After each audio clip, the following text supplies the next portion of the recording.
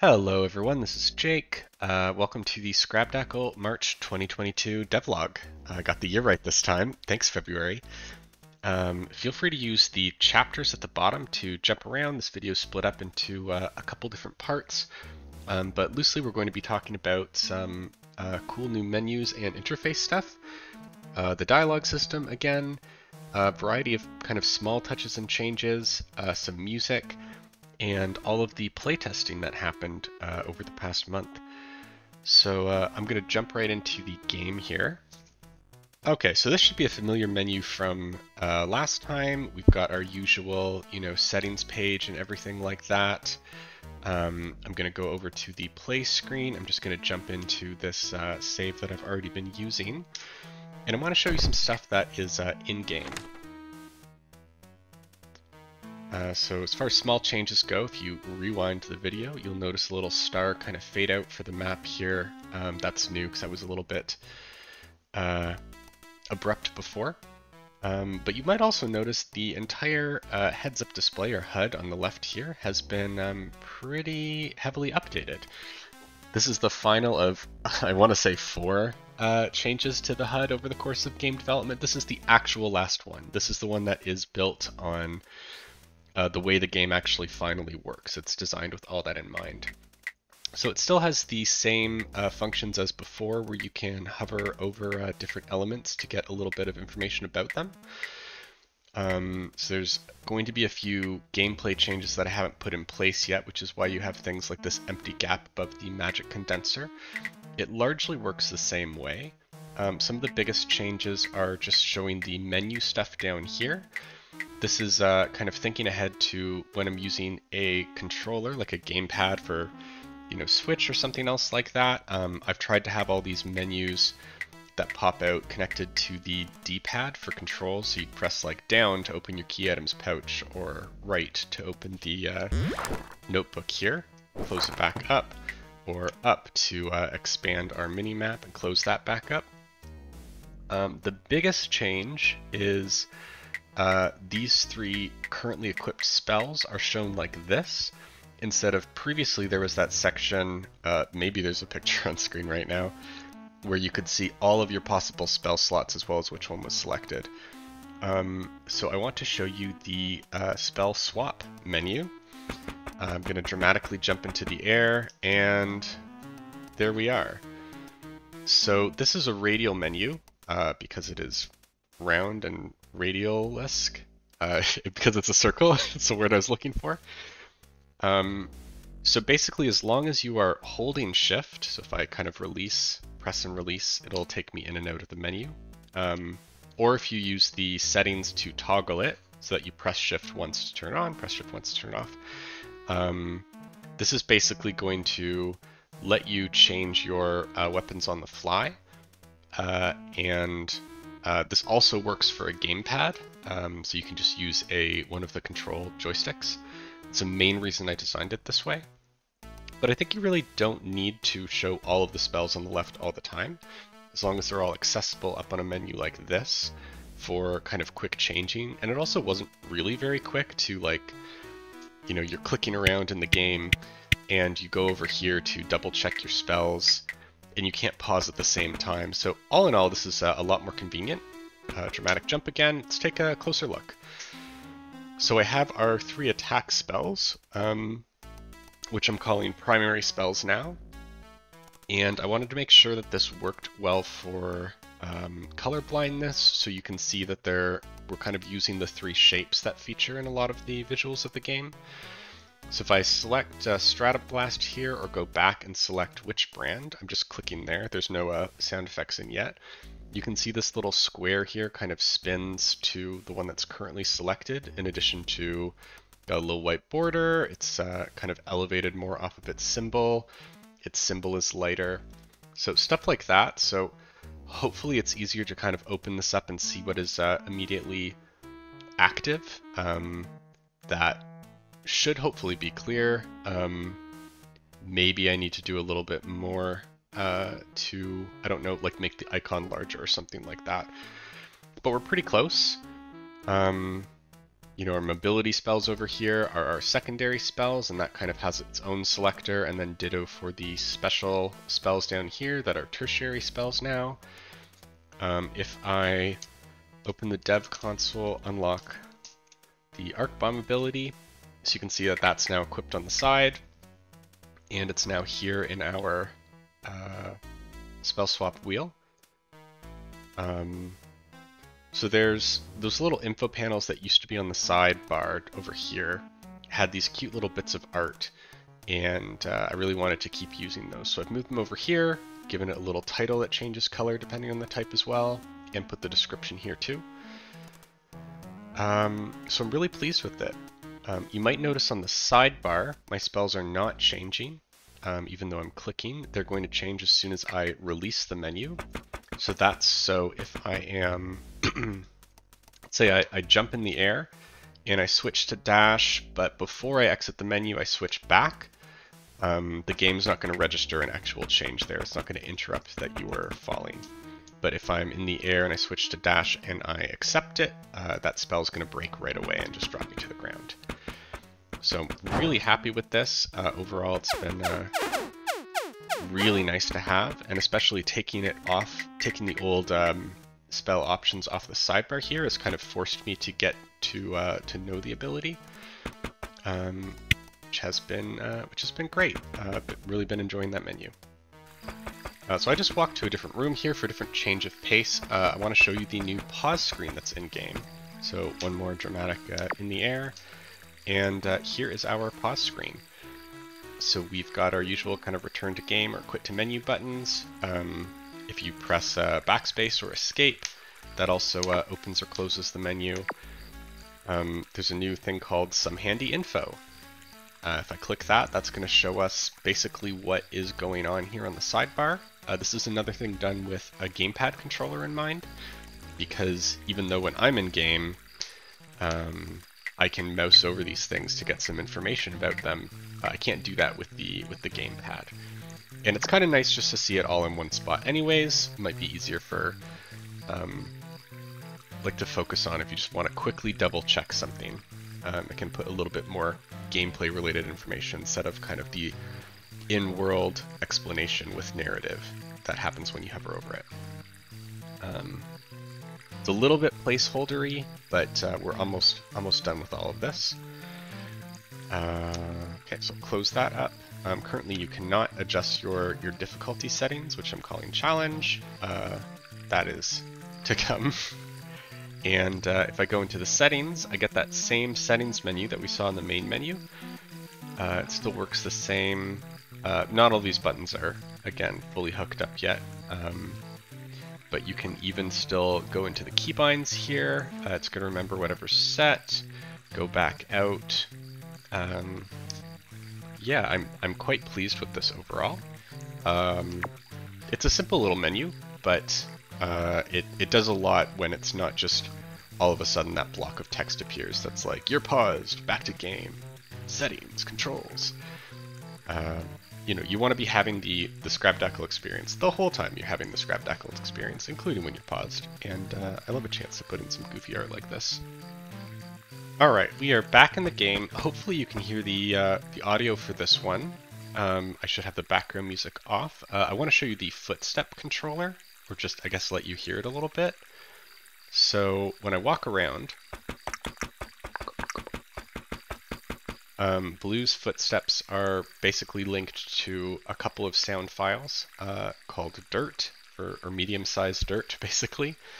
But what I wanted to have happen, and what Major's been working on, helping me out with this, is basically different textures of sound. Okay, so we're back to this screen. Hopefully you can hear the change here between walking around in some dirt, then some marsh, and then the bridges are set to metal right now just for testing.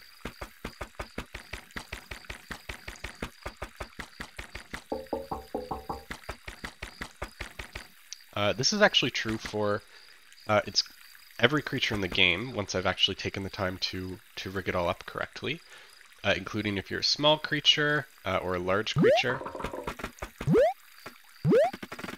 So you can hear these motes. It's a little bit overbearing right now, I will admit. I need to do some tweaks. but that mode is trying to get to us doing little tippy taps. Maybe I can trick it into going across a bridge.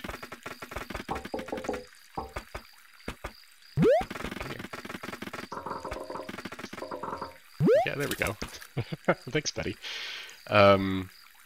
So yeah, basically there's a global way that footsteps are handled now. So we're determining kind of what surface out of 6 a given texture is.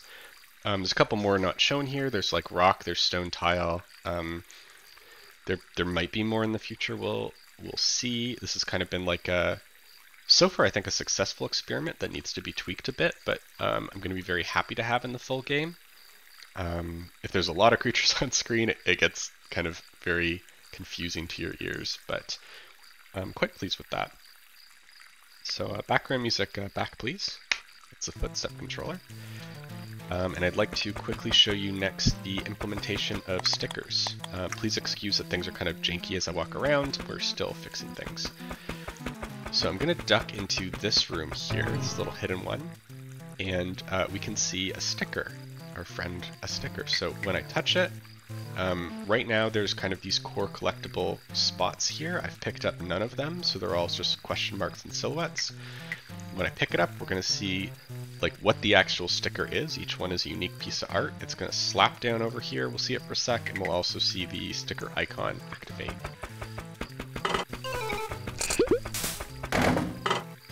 So there we go. This used to be a gold star. I'm trying to keep gold stars to be more for much better hidden things or side quests or small challenge rooms, but not so much like, oh, I noticed something neat and I took a look. I think like rewarding people for noticing something neat is great, but you don't want to go the Super Mario Odyssey route where it's like, I got a moon for defeating a boss, I got a moon for sitting on a bench, I got a moon for I walked on some grass. You know, there's a bit of an economy of collectibles. So stickers are something that are, you know, less important than stars, but more important than bits as far as the quality of reward goes. I have not currently got it set up so that you can stick them to the front of your lore notebook here, but eventually you will be able to. I don't think that's going to happen in the immediate demo, but that is a final planned feature for the game. So I can't go through and look at the art, but I've got a whole bunch of stickers added in, some ones substituting stars, and some just totally new ones. Last thing up here, I've just updated some of the spell icons, so things like, you know, which brand looks better, and Stratablast is smaller, and Pinwheel is smaller, so that they fit on their icons a little better. Lunarang's still placeholder. Let's take a little look at Lunarang. All right, so ignore Buddy up here. This conversation is not fully rigged again yet. But if I shoot, this is how Lunarang is looking. There's a minimum length that it will circle, so if I shoot this close, it'll still always shoot that far, but if I step further back, it will try and shoot as far as my cursor is over that minimum amount. So it shoots 2 bullets that both do kind of the same amount of damage as Stratablast.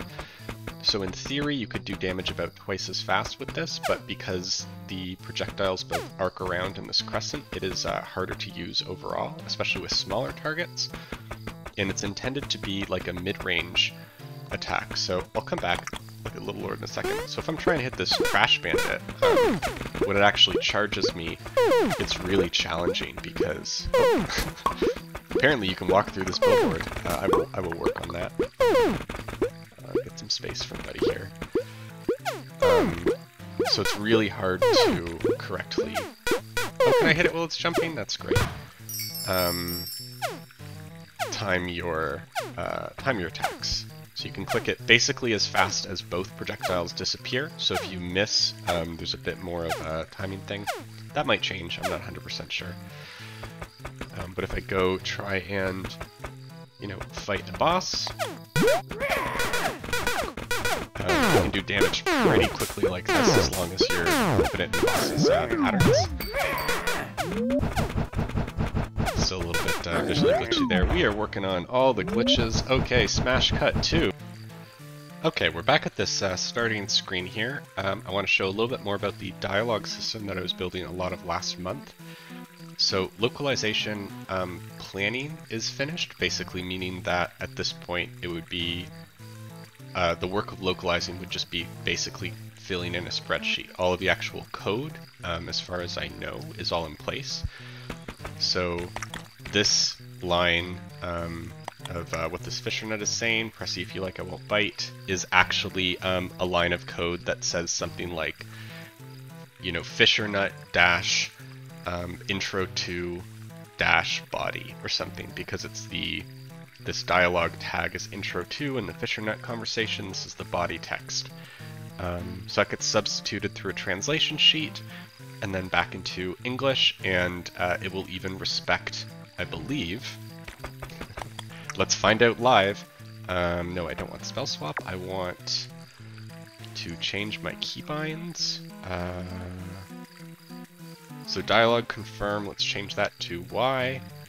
Apply it back into the game. Please say Y.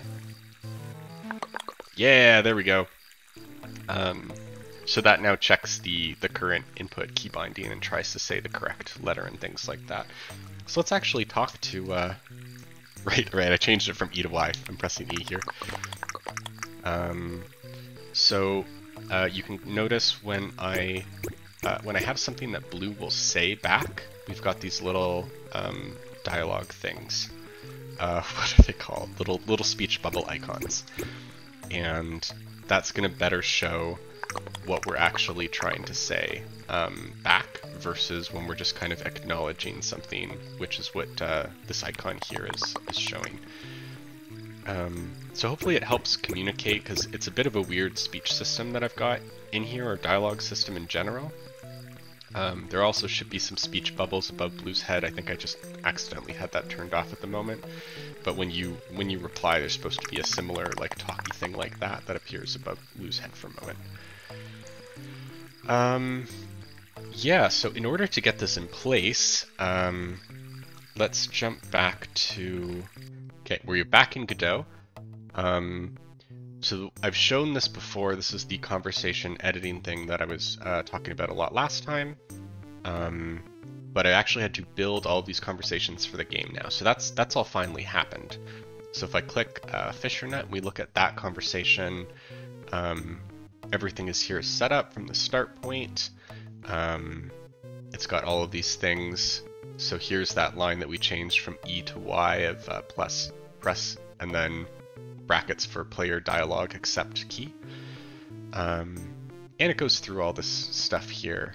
And I can even have a little hidden conversation if I want to, which I've got, and I'm not going to show you, but on the little minimap thing that this tool has, it's down over here.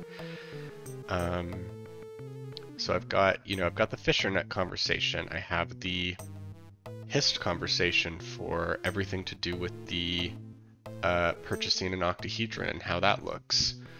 Which one was the craziest here? The gate guard, I think, is the most complicated conversation for when you're fighting Little Lord, which isn't properly hooked up in game, but I did have to go and basically set everything up. Again, all of these conversational pieces, there's just so much to it. Here's all the lines that they say when they're bragging in the town. Here's all the things that they should be saying during the fight.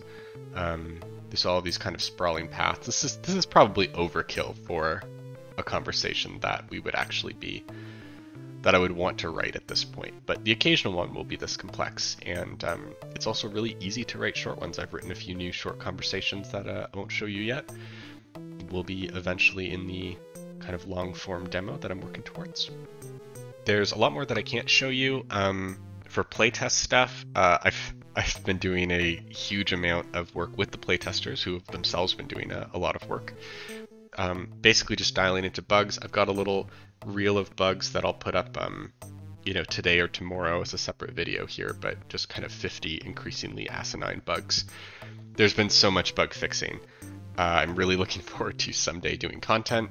It's not this day. But there's also a variety of music themes that I got done. I got a new secret region theme I cannot show you anything of. Finished the Ducklands theme. I finished 2 character themes.